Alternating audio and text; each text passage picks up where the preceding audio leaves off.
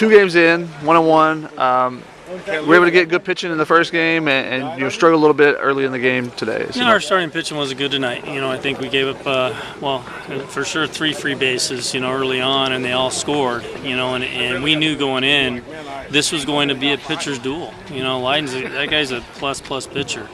And we thought we had a good matchup with Harry. I thought he settled down after he gave up 5 runs, and he went out there and competed a little bit and threw up a couple, zeros. But we can't afford to give up, free bases to, when you're facing a guy like that. I mean, that's as good a Saturday guy as you're going to see all year too. I mean, the guy, he's very, very good. He competes. Kept the ball down. He kept the ball sinking in on us, and we had trouble kind of getting our barrel to it. He gave us fits all night, and I think we have a pretty good offensive club, so he did a very nice job of keeping us off balance. How much of an emphasis has been the limiting the free bases, both from the pitchers and your defense, with the cutoffs and different things like that? How much of an emphasis has that been this season?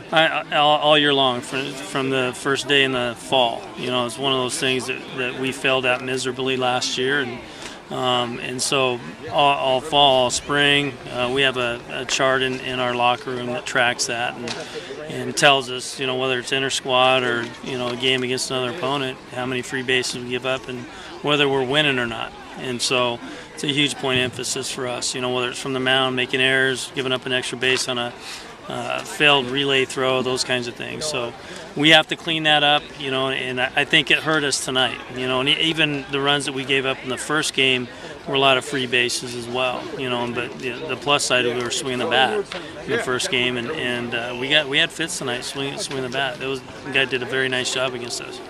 Looking at the season overall, starting up the year, you guys added some physicality to the middle of your lineup. How has that kind of changed the approach? Either of you kind of putting together the lineups, or just the team overall on the offensive side. Well, I don't know if we're the old Earl Weaver type deal, but we had added some pop in the lineup. Guys that we feel can hit the gaps. Get the ball through the outfield and hit doubles, and that's been another point of emphasis for us. The strength program has been upgraded with a new strength coach, and not only do we have some new guys that are very, very physical, but the guys that are returning have added some strength to them, and it showed in the first game. We got some ground balls that last year that don't get through, and really that's a true test of whether you're strong or not. And just last year there were weak ground balls. These found a way through the holes.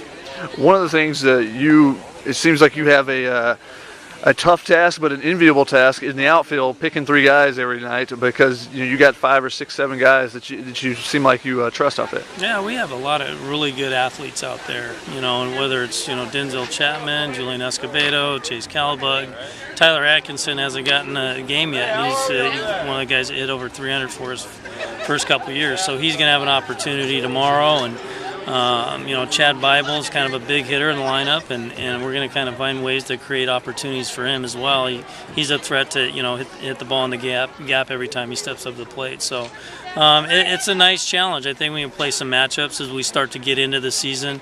I think we gave Escobedo a couple of at-bats tonight, let him settle in a little bit and not get too much on his plate, but I think he eventually is going to be a premier center fielder in our league and in college baseball. We're going to continue to kind of add to his plate, so to speak. But even David Hensley can go out there and play the outfield too. So we have a lot of really good athletes out there, and they're going to all get opportunities to play. So hopefully that bodes well for the Aztecs offensively.